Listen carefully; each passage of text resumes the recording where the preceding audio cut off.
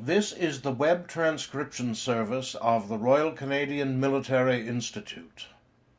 On January 20th, the RCMI and the Toronto branch of the Canadian International Council hosted a joint roundtable at the Institute. The speaker was former Canadian diplomat and terrorism scholar Dr. Daniel Livermore, who spoke on the theme Challenging Orthodoxies in the War on Terror.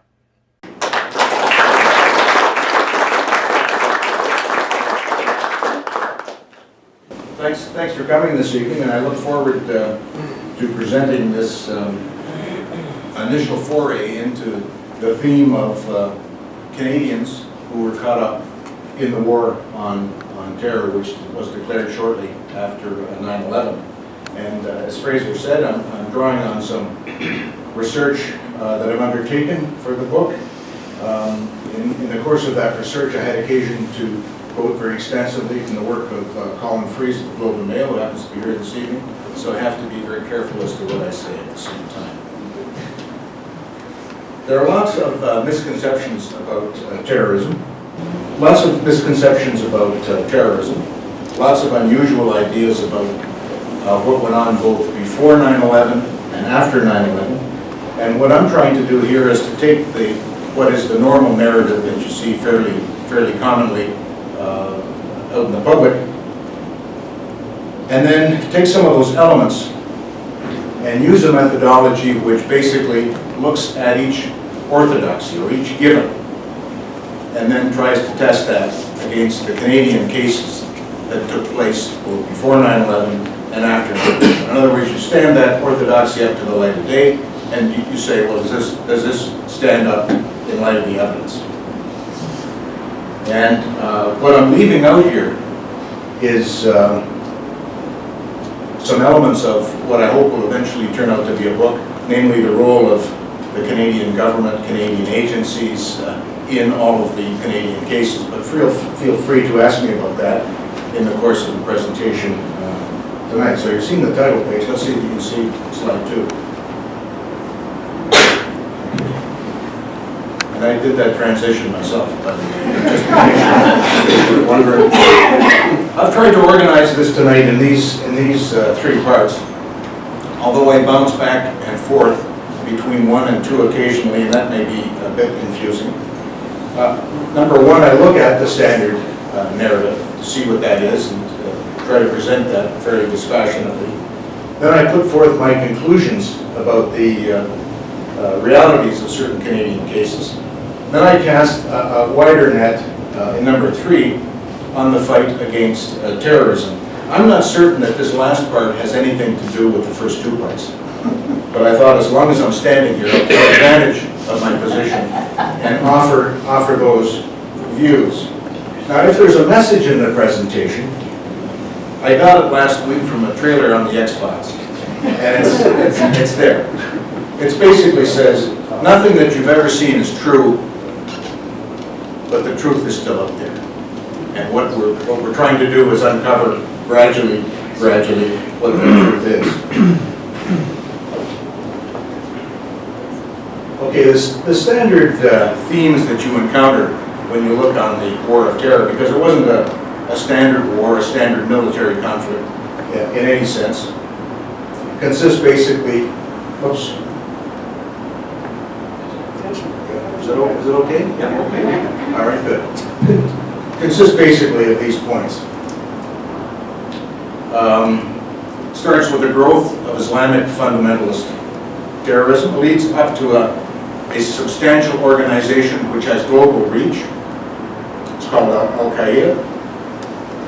Leads to 9/11, and then it leads gradually to the settlement of accounts with that organization that brought you 9/11, including bin Laden. These are the orthodoxies, basically, the accepted way the narrative is organized, and it's logical that there are lots of dots in the bigger story. But the question is, how closely does this correspond to reality, or what kind of dots are being connected when you tell the story?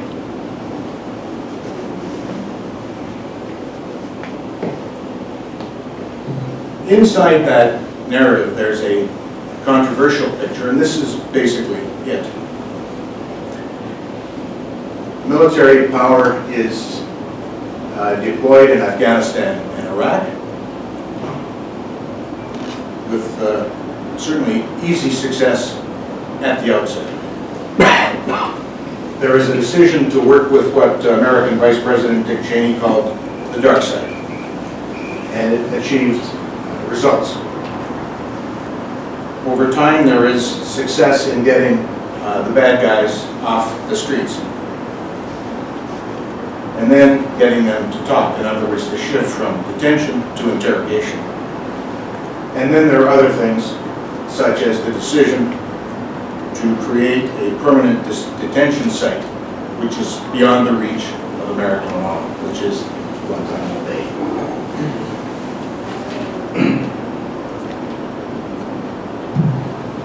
Okay.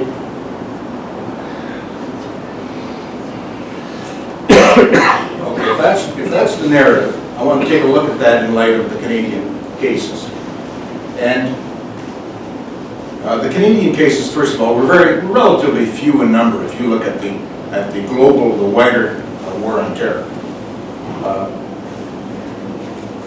But they involved almost every one of the points that I previously mentioned, except one, because I can't say that I found any Canadian involvement whatsoever in what were called the black sites created by the CIA after 9/11. We can get to that if you like.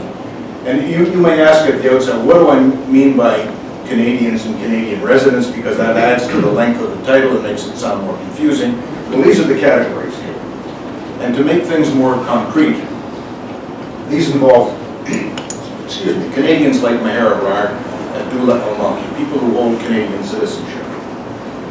Then there were people who had Canadian permanent resident status. They had entered the country as immigrants. They had permanent resident status. People like Mamadou Ould Slahi, who is now in Guantanamo Bay.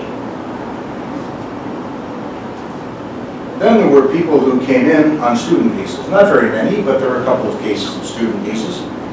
Nizar Nawar, a Tunisian, came in on a student visa, and he was later a suicide bomber who destroyed a synagogue in Tunisia in 2002. Then there were people like, I can't read my text, people who were refugee claimants on arrival.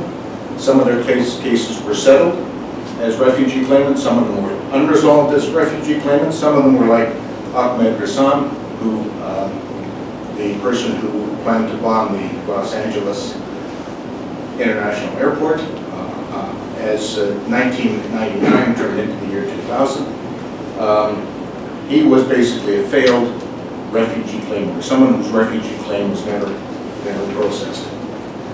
So you get people who were here legally, illegally, and then you get some that were passing through, but for a certain period of time were in some sense a Canadian resident. So those are the ones that I consider.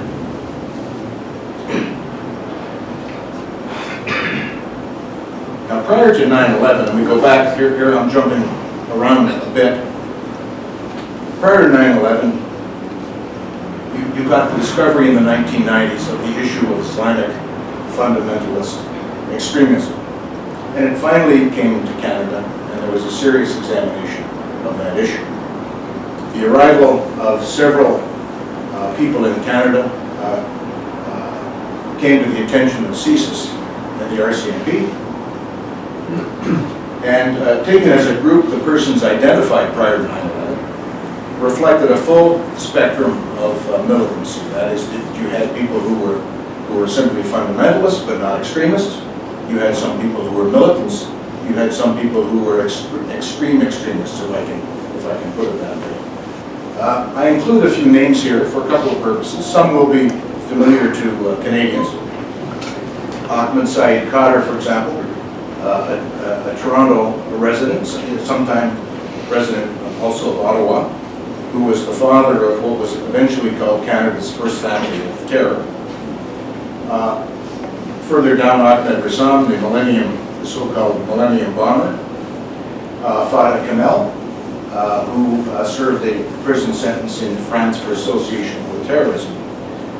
Rassam and Kamel, because they lived in Montreal, are more well known in the Montreal area than in the Toronto area, but it reflected the diversity of the phenomenon in Canada. And then you had some, I include the name of S.M. Marzouk because this is a name that's almost disappeared from the radar screens. Someone who lived in Canada, was later associated with a terrorist act, namely the bombing of the American embassies in East Africa.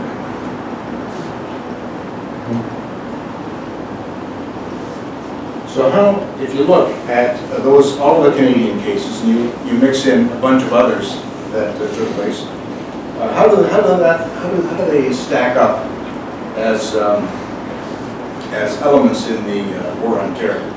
Well, not very well. That's the bottom line. There are some major disconnects in the narrative. The narrative of a slow buildup towards Al-Qaeda,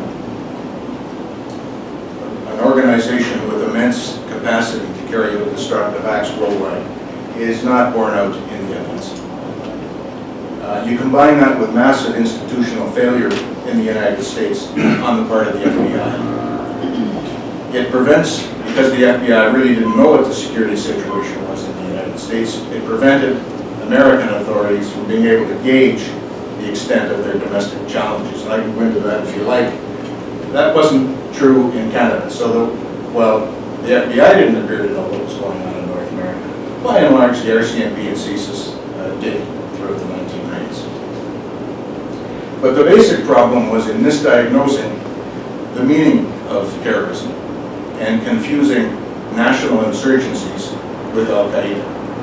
And this wasn't simply a problem in Canada, it was a problem throughout the Western world. In the 1990s, there were insurgencies in Algeria, Libya, Tunisia, Egypt, the Philippines, Indonesia. Some were of extremely long standing, some had been decades long. They were part of the dots prior to 9/11, which some have argued should have alerted security agencies to the nature of the problem. The difficulty was that their strategy and their ideas were wholly different than the small group which was once located in Sudan for 5 years and then moved back to Afghanistan and was headed by Osama bin Laden. And my argument here is fairly simple. You can't connect the right dots if you don't distinguish among the dots. And if you simply connect the dots, you get the wrong picture. Some of this analytical confusion, excuse me, some of the analytical confusion is reflected in some modern writing and some writing dating back to the 1990s about terrorist training camps in Afghanistan. Almost everyone, if you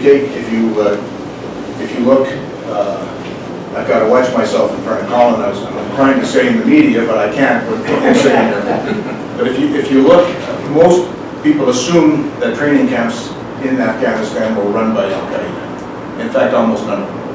Not until the year 2000 when the Taliban started to exert pressure on some of the warlords to close their camps and to turn them over to Al-Qaeda control.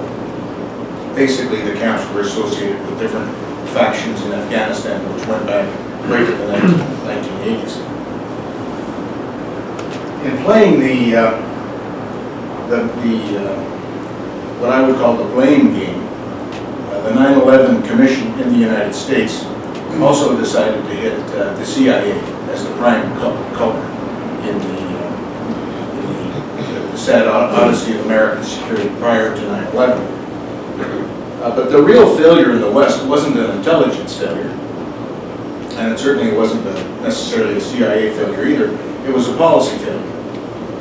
And the failure basically was a failure to recognize the roots of conflict in the Islamic world, which had been going on at least since the 1970s, and in some cases, since the 1920s. And then, of course, once you recognize the nature of conflict, to respond to that in some manner. Now, the difficulty now is that terrorism was a common tactic. Terrorism was common to many of these organizations in a string of national insurgencies. But that element didn't make them part of Al-Qaeda, and it didn't make them part of the global challenge.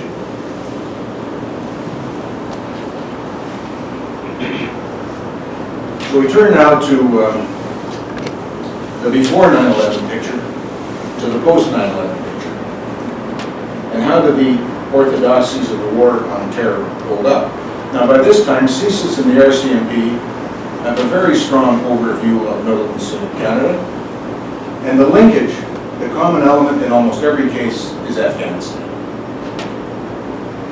There are major mosques in Toronto and Montreal which are associated with the phenomenon of radicalization, but it's not a very well understood phenomenon, and radicalization then, in the period right around 9/11 and the period immediately before 9/11, is completely different from the radicalization that we're discussing in 2016, which has a completely different type of origin. But most important, in Canada, as in other countries, extremist groups in Canada were associated to a specific insurgency which had terrorist elements, and it had a specific geographic focus. You had the GIA, the Algerian group, you had the Libyan Islamic fighting group, you had the groups, the groups associated, like the EIJ associated with Egypt.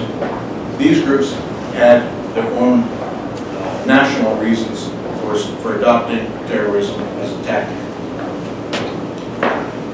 There's also a continuing challenge to the global Muslim community. This is the overlay across the global level. This is what started in Afghanistan, and which, if you were in Afghanistan in 1988 and 1989, you interpreted as a massive success because you had just driven out the Soviet Union.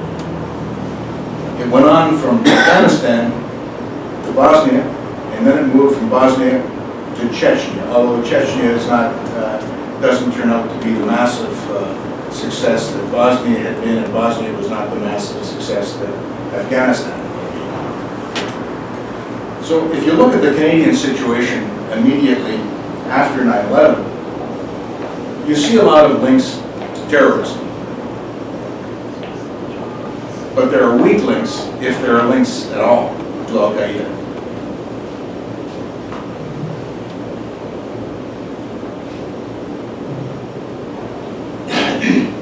Now we come to some Canadian stories that begin to emerge after 9/11, and the way they emerge basically is in the Canadian media. And here I'll make a comment, we'll leave it up to Colin to object or not at a later time.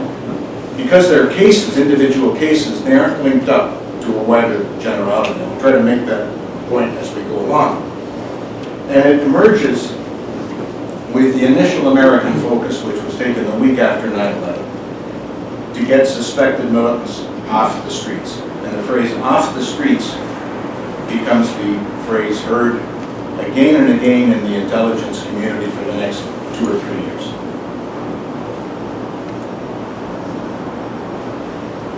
And I would ask you to keep that phrase in mind, because I've notionally tried to use that as the subtitle of my forthcoming book, which won't be available for months, if not years.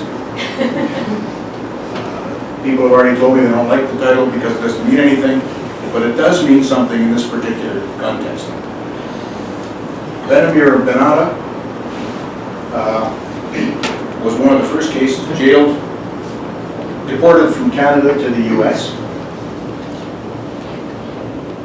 Essentially jailed for 5 years for being the wrong person with the wrong background, at the wrong time. So he had absolutely nothing to do with virtually anything. Maher Arar, a famous case, rendered from New York City to Syria. Several people with ties to Canada end up in Guantanamo Bay, and of course one is still there. You see the Omar Khadr was there, his brother was there, Abdul Rahman, although he was there under slightly different circumstances. And Swahi has spent the last 15 years there. One case, and as far as I know, only one case among all of these, all of the Canadian cases was handled through what I would call normal legal channels. And that was the case of Abdullah Khadr, the oldest son in the first family of Canadian terror, who was detained in Pakistan, flown to Canada, and held in Toronto pending an extradition trial to send him to the United States, which did not succeed. And again, we can discuss the reasons why that did not succeed, but it didn't succeed because of the war on terror.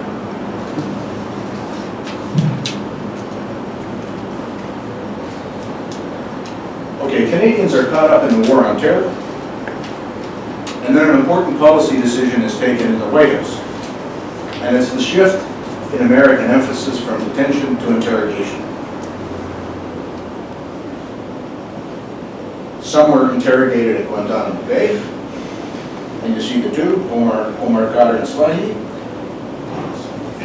Some were detained in Syria, and you have at least 4 Canadians. Sometimes they talk about 5, although the 5th was not really a security case. Some were interrogated by third parties, Libyans, Tunisians, Egyptians, etc. Some were interrogated by the United States on parties on contract either to the U.S. military or to the CIA. And some enjoyed both forms of interrogation. Legal interrogation by the FBI, and then a shift to interrogation under the enhanced interrogation techniques, or EITs, which were authorized by Don Rumsfeld in 2002 and 2003. The point here in mentioning this, in the case of the Canadians, was that all of these interrogations resulted in intelligence reporting, which went back to Canadian agencies.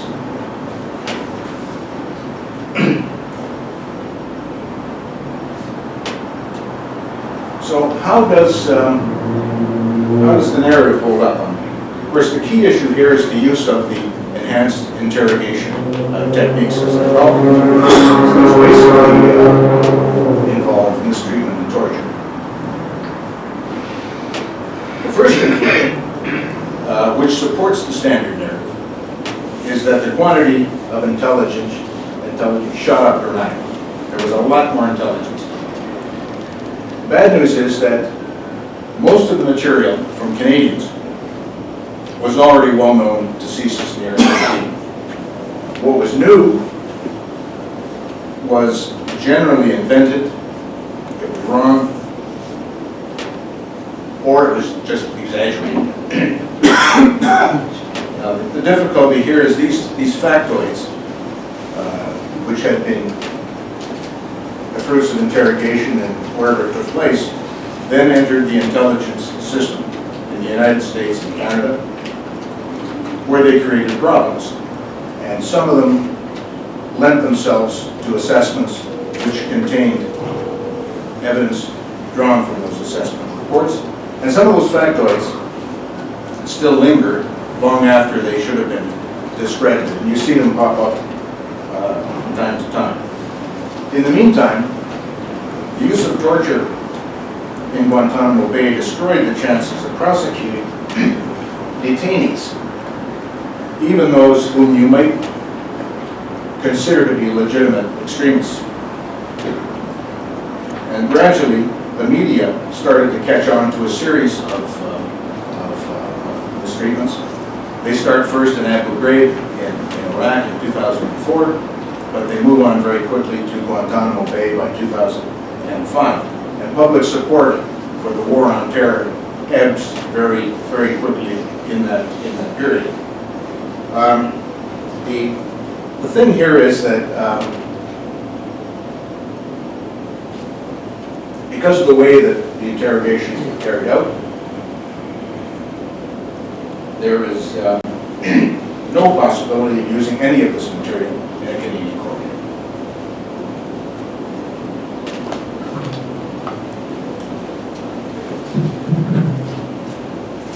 Okay, still moving on to looking through the lens of the Canadian cases and trying to see how the War on Terror breaks down.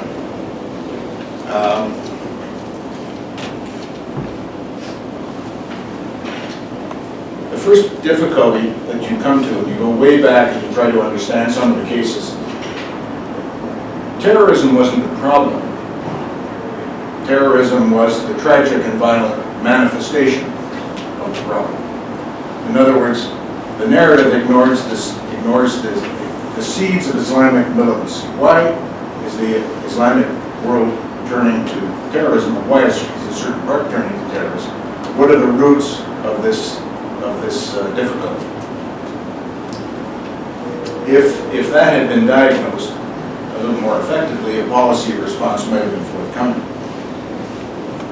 Tackling the problem might have led to a strategy of what I would call suffocation, which might have mitigated some of the sense of outrage and discontent and disillusionment which was found in the Muslim world, certainly from the 1970s and in some countries long before that. American military power was extremely quick and extremely effective, exactly as one would expect. But the very successes of military power created situations forcing a linkage between new security situations and development, where basically the ball was fumbled in both Afghanistan and Iraq. And it ended up that the American government, for one, was caught in two protracted conflicts for a long period of time in Afghanistan and Iraq, and both of them have been governance disasters. The dark side, and I don't cover this too much because there aren't, as I say, the dark sites created by the CIA, there aren't too many Canadian implications. But working the dark side, as Vice President Cheney called it, created divisions among the Allied countries, created tensions among countries that formerly cooperated quite well together, and undermined support for a wider assault on terrorism, even as a tactic. Now, one could argue that thousands of people were taken off the streets, if you need just a quantitative judgment. Some were important, but the vast majority were not. Guantanamo Bay was the classic example because at no time did Guantanamo Bay ever house the worst of the worst, to use Vice President Cheney's description of it. So the war on terror, in my view, was always ill-targeted, indiscriminate, and poorly managed. And it mattered that those were the characteristics of the war on terror because at the same time, it was the FBI and CIA who had to meet those challenges, and they were overburdened by a system that produced too many detainees that had absolutely no relevance to the war on terror.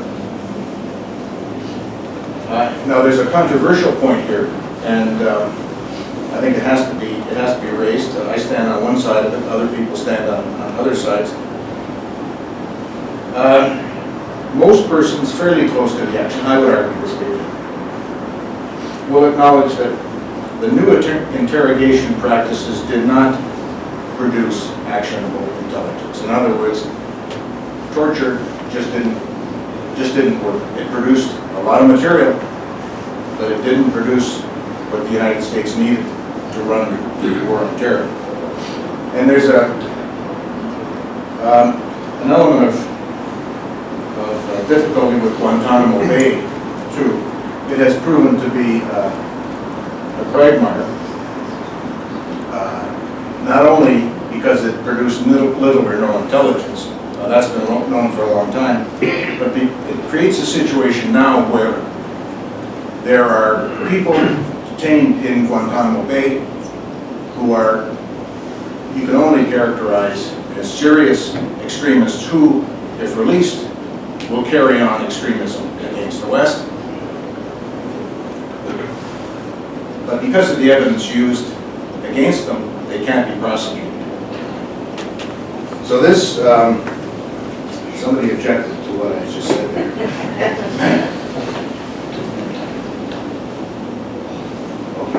Okay, anyways, it creates a real problem for the United States, a problem that continues to this day.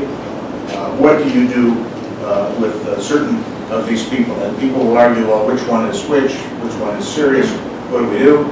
But because Guantanamo Bay was created in the first place, because of the procedures used over the last 15 years, you have a serious problem now, which defies description.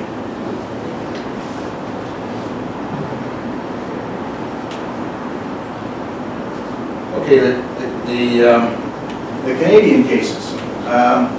What can I conclude? And again, the Canadian case is small in number, illustrating most of the themes, but not necessarily all of the themes of the war on terror. How do I evaluate it based upon the evidence that I can assemble? The first thing is that the Canadian government's motivations in fighting terrorism were somewhat different than American motivations. We had domestic challenges. We had ways of addressing those challenges. But in the Canadian case, the real fear after 9/11 was the possibility of a second wave of attacks on the United States stemming from Canada or stemming from Canadians operating in the United States against American interests. If that occurred, the Canadian border would be closed. So our reaction to terrorism had a lot to do with our economic interests in addition to fear of terrorism. The second conclusion is that Canada was obliged or even driven to cooperate with the United States for obvious geographic reasons. We share a continent. But also because of the massive American intelligence machine produced intelligence that we needed for our own security. We didn't produce it, and they did. There was no way we could do this on our own. The irony in the war on terror was that much of what eventually emerged from Canadians who were detained on the war on terror, certainly the Canadian cases that I've gone through, and interrogated basically using techniques of mistreatment and torture, much of that was either false or exaggerated and not very useful as intelligence information in any event. Those materials taken at face value added to fear-mongering in Canada. And all of it was basically dismissed by the Canadian courts. You could not use any of this in Canadian courts. My third observation is that our understanding of the emerging threat was pretty poor in the 1990s. We had few resources, very little linguistic expertise, not much in the way of competence as far as knowing the geography of the Muslim world. Add to that incomplete files and investigations not carried out. We had very little appreciation of what was going on. But most importantly, we didn't understand the Afghan, Bosnia, or Chechnya situations and the motivations of persons who were drawn into those conflicts, which were different than Al-Qaeda terrorism. There were some significant elements of overlap. You have to be careful about that generalization. But the Muslim foreign fighter phenomenon was different than Al-Qaeda. My last point, and we can cover that a bit better in the future perhaps. Canadians and Canadian residents were not detained by the policy choice of the Canadian government. This wasn't a Canadian government decision. Canadian leaders and heads of Canadian agencies, senior managers in the Canadian government were not part of this. I know it would be a lot better story and a lot more saleable if I said it was true, but unfortunately I can't find the evidence. They were detained basically as a result of cooperative arrangements which Canadian intelligence and security and police agencies had with the United States government. Lots of unresolved issues here. And 15 years after 9/11, there are still several cases that have yet to be resolved in the Canadian court system, and which are still going forward.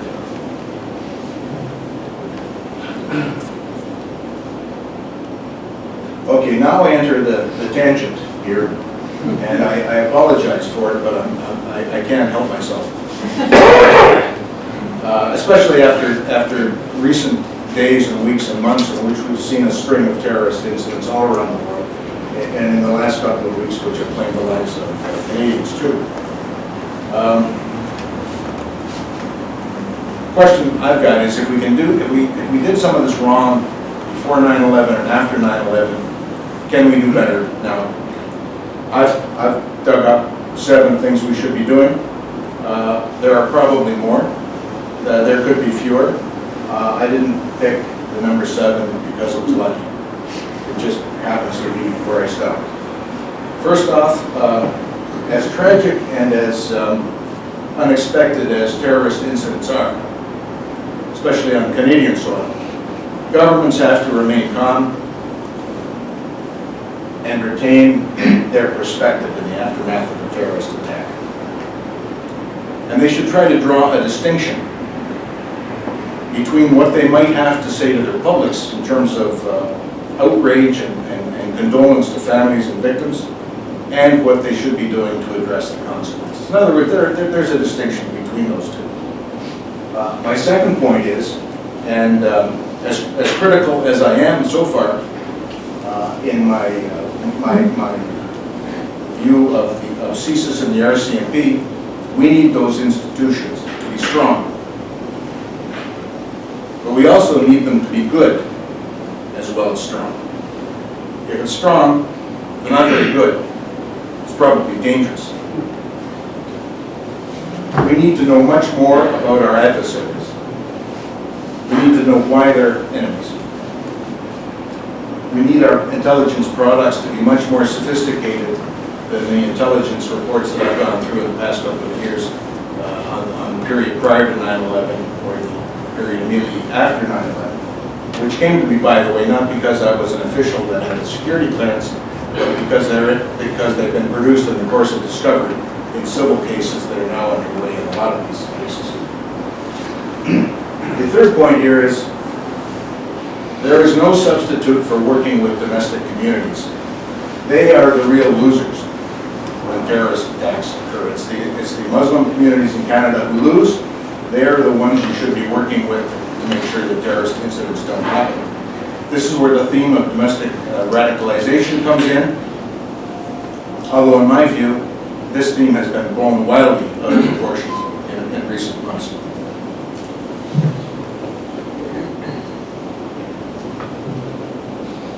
Okay, on point 4,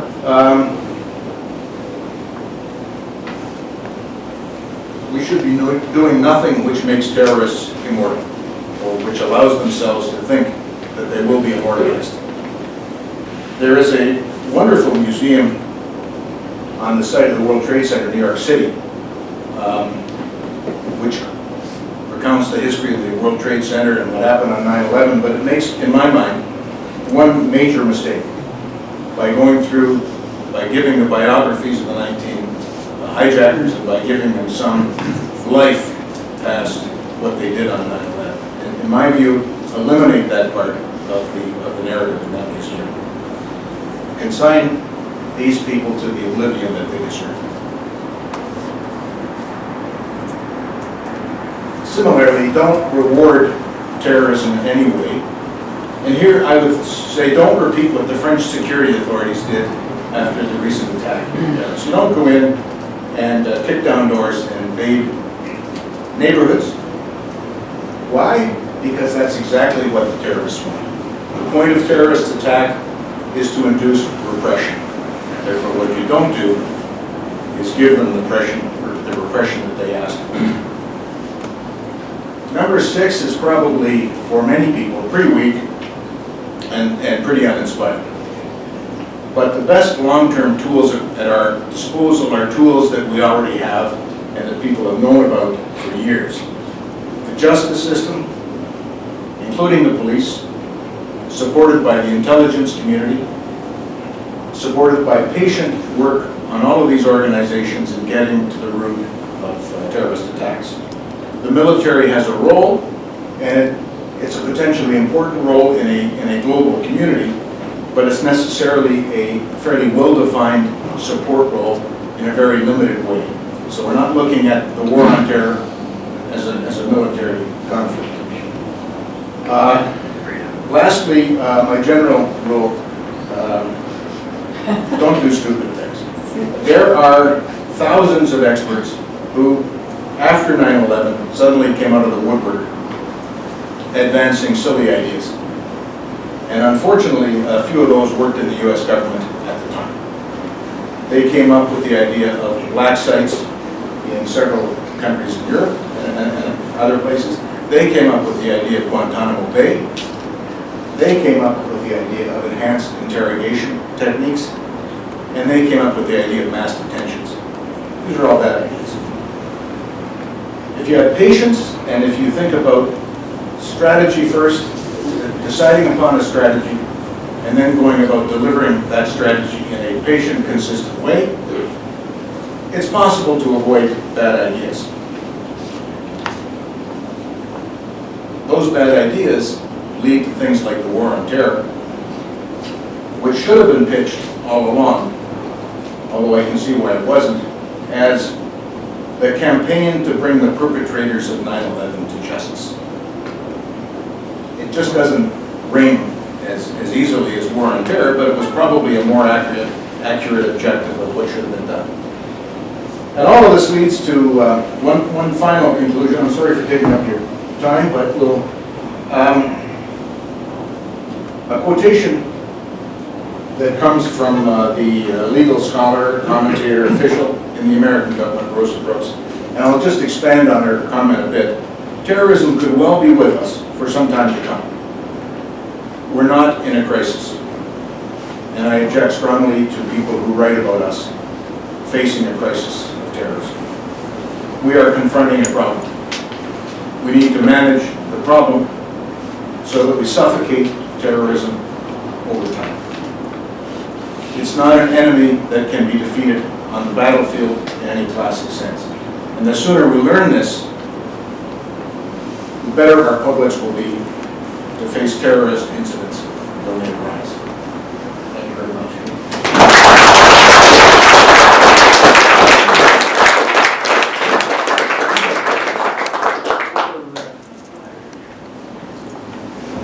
Questions? Adverse comments?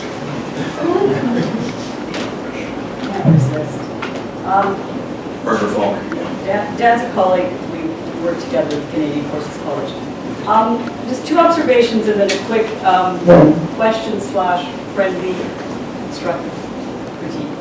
The first thing I take from this is, to some degree, beware of brand narratives. And it struck me that we've been here before. You know, during the Cold War, we mistook what happened in Vietnam, which was to a large degree a nationalist insurgency, as part of a global communist conspiracy to take over all of Southeast Asia. We totally misunderstood the Sino-Soviet split, for example. So, you know, part of it is a bit more depressing because you're looking at the last 50 years and I'm looking even farther and going, wow, we've been here before.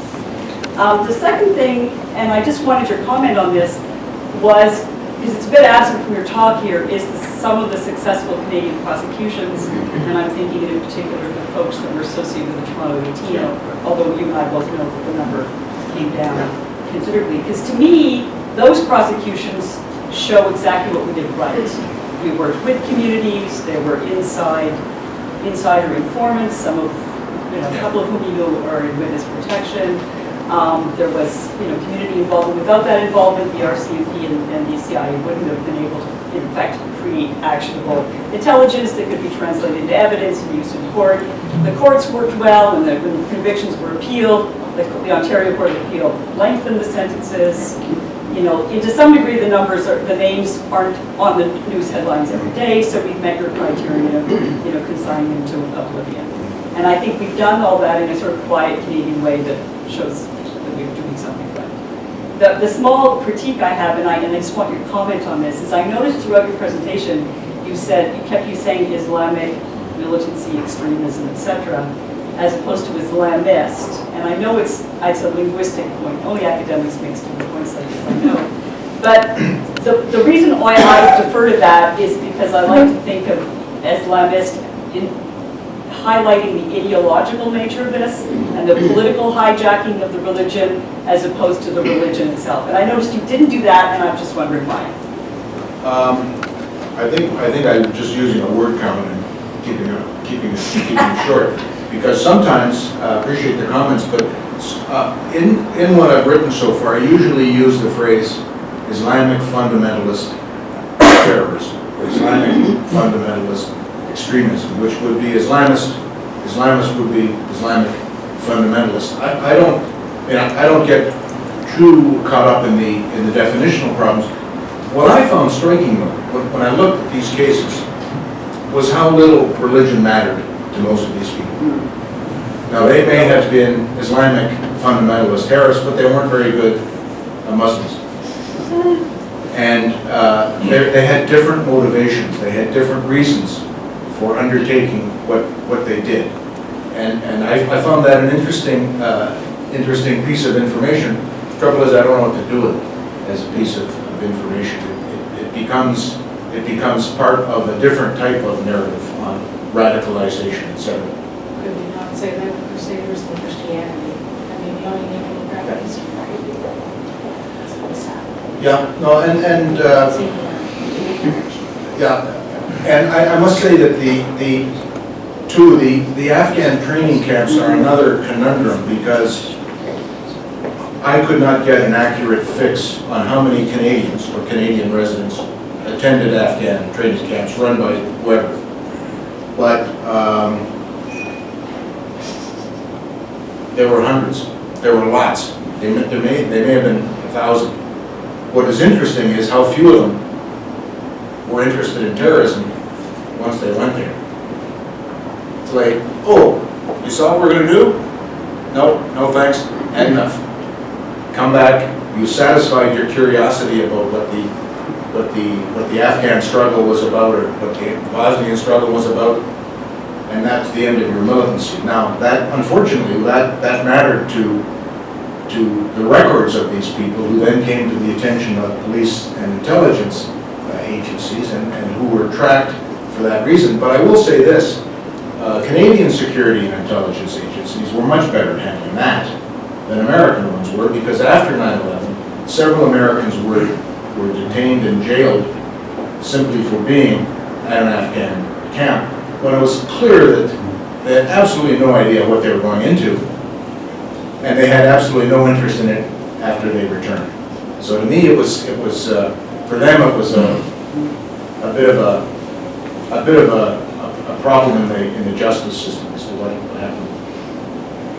What would you say is the root cause of terrorism? Where does it? What's the real reason for it?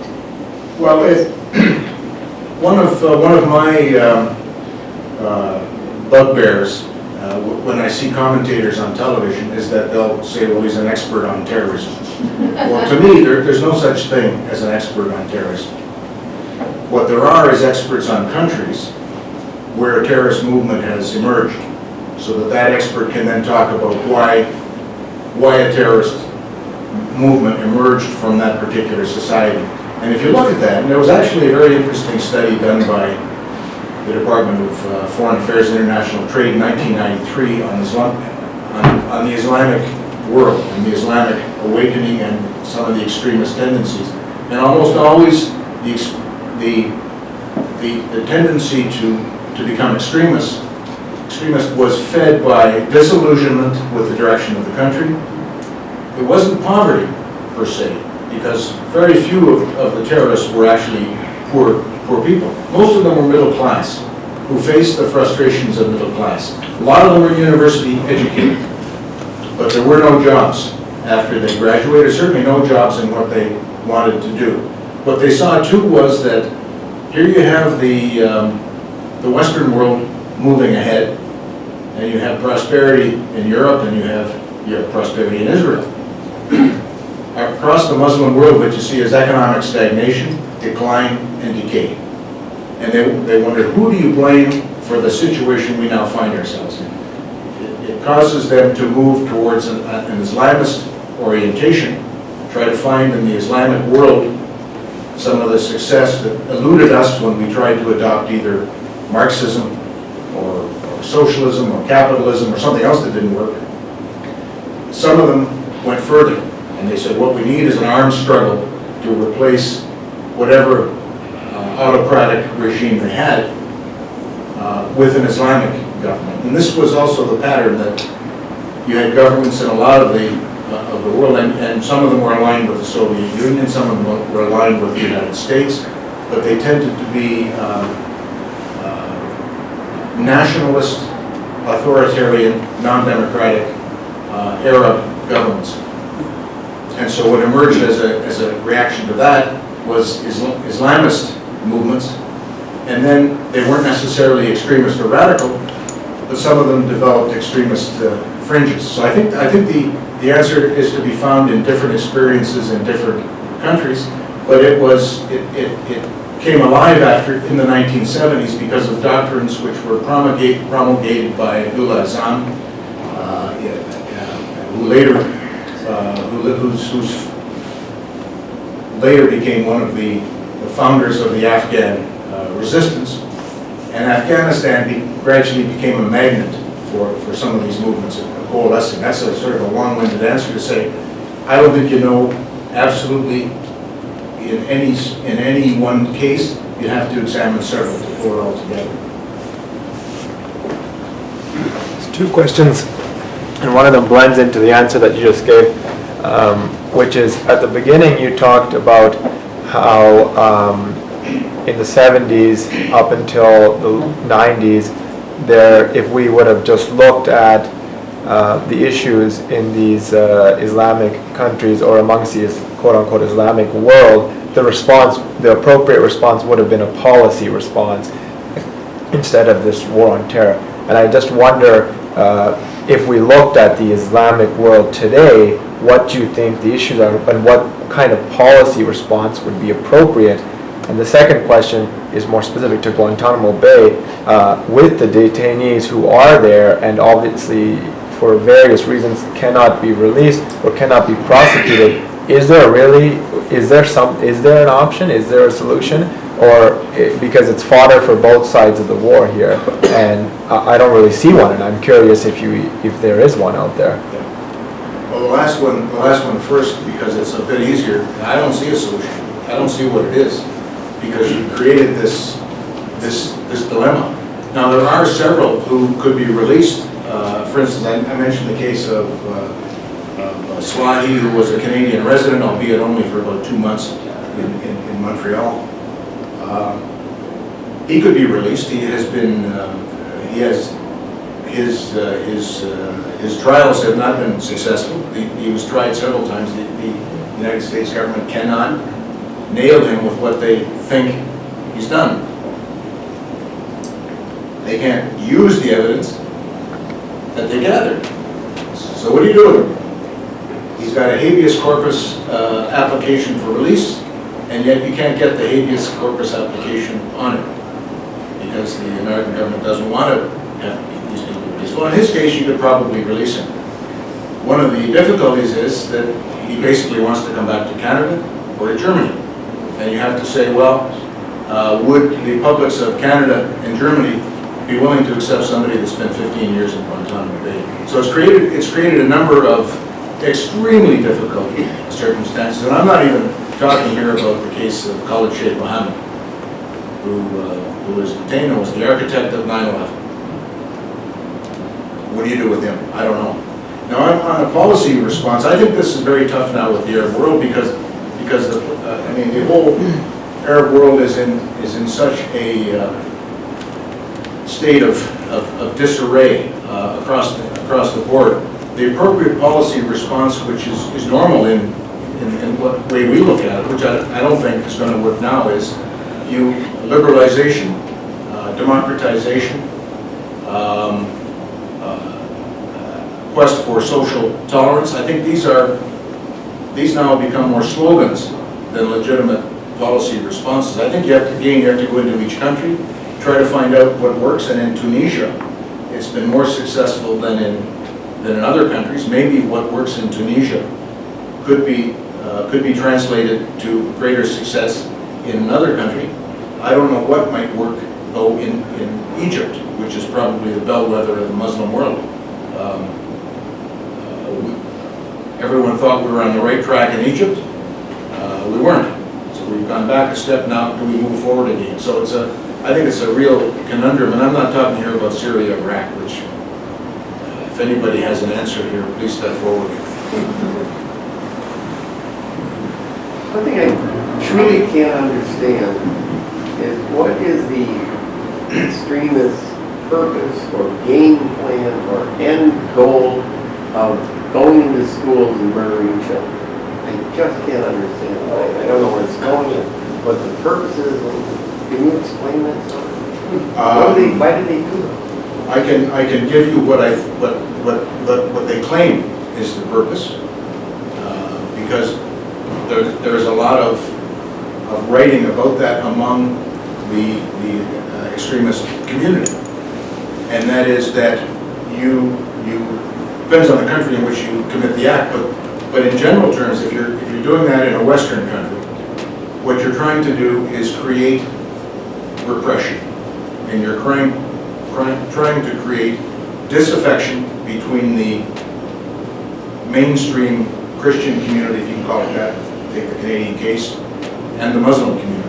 You're trying to force militancy. You're trying to force the government to take strong action, which will get people angry, and then create more radicals. That's one aspect of it. It's not to, people have argued that it's to overthrow governments. It's not. It has nothing to do with overthrowing governments. You're not overthrowing governments by machine gunning a cafe, blowing up a theater, things like that.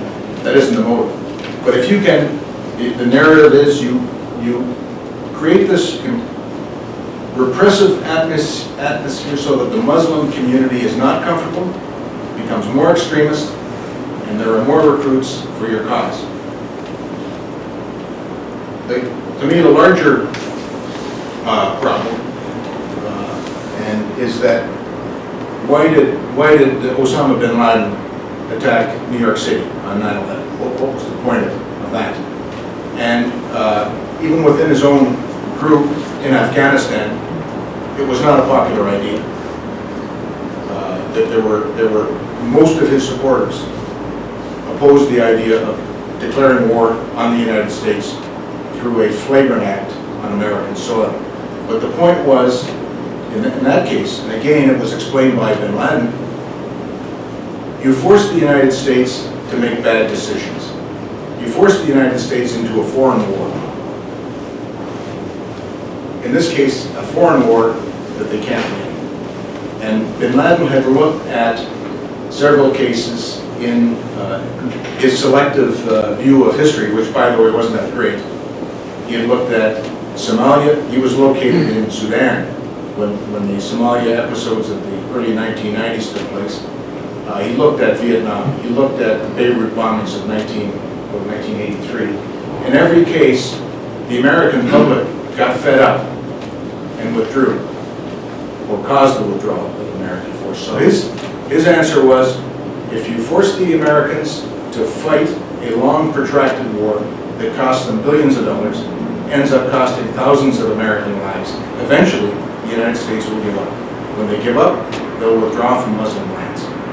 Now that's his selective and extremely idiosyncratic reading of history.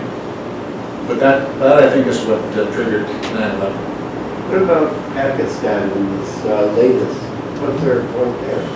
An Islamic country? Yeah, I don't know, except that there are lots of feuds between rival Islamic groups, and there is, and even the Sunni Shia split exists in Pakistan in a modest Killing way. the children. Yeah. Well, you undertake a terrorist act, and is there any further rationale to it? I don't think so. This gentleman back here. I wondered if you could elaborate on your point about not giving the individuals who engage in terrorism their 15 minutes of fame, because I don't really understand how that's possible in an open society. Yeah. No, I think it's very difficult because you have people like Colin Freese who go around and insist on publishing reports, the actual names, and going back to the families. It's not, it may not be feasible, but my thinking here is because so many cases, when you look at the psychology of terrorists, and some of them are not very well balanced people in the first place, what they're seeking is their own individual satisfaction, their own immortality for carrying out this terrorist act. What you do is say, we are not publishing the names of the terrorists in the paper. And what it would mean is would be difficult for the free media in Canada, but maybe it's a voluntary act to say, okay, we've got terrorist X, and we know who he is, we know where his family resides, we know all the background, we're not releasing that for publication. Eventually, it would get out. I think it would be less important if you published it 2 or 3 weeks later. The worst case is the case I gave of the 9/11 museum, where there it is for eternity on the walls of the museum in New York City, that the life stories of these 19 hijackers. But and I think that's an easier case to eliminate them. So I was going to tell you what the answer to all this is. Okay, good. Because I want to keep it simplistic. Yeah. And it's far beyond that, because as I watch them all along and on, we don't know whether we're friendlies, enemies, whatever we're killing now, it's displaced people, and guess what? That's our whole refugee disaster that's happening. But I was in Afghanistan for 11 months. I did an international law course, and my final paper was, what can we do to help? And the bottom line is that we took these 18-year-olds, male, got them married, we got them a job, there would be no more wars. Because at the bottom of the day, guys are pretty simple. We keep saying that all the time at the college. They just want to care for their families, really and truly. So, I mean, that's what we fought in Afghanistan. It was the poppy fields where they were employed versus fought for the Taliban.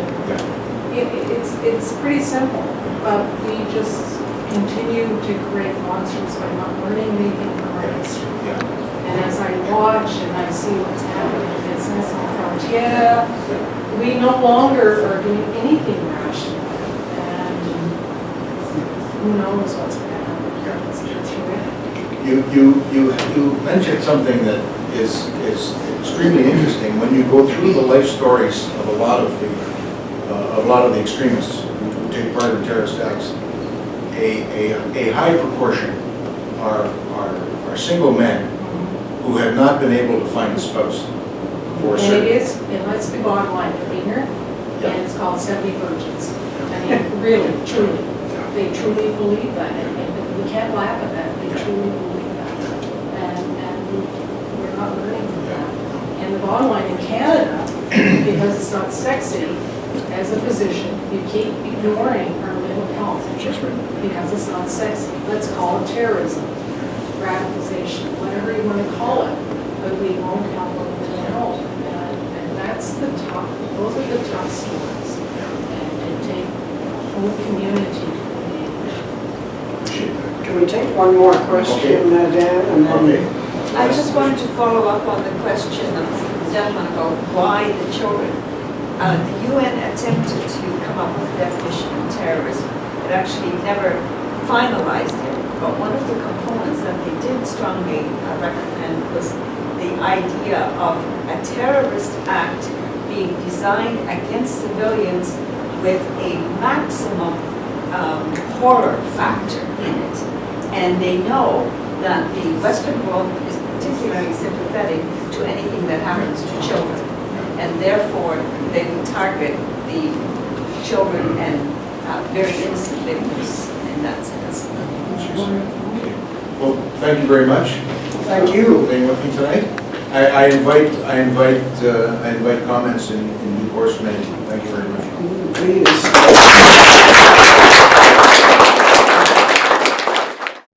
On behalf of the RCMI and the CIC, we thank you for listening to our podcast. You can keep abreast of other events at both of our organizations by visiting our respective websites. Once again, this is Eric Morse saying thank you and good night.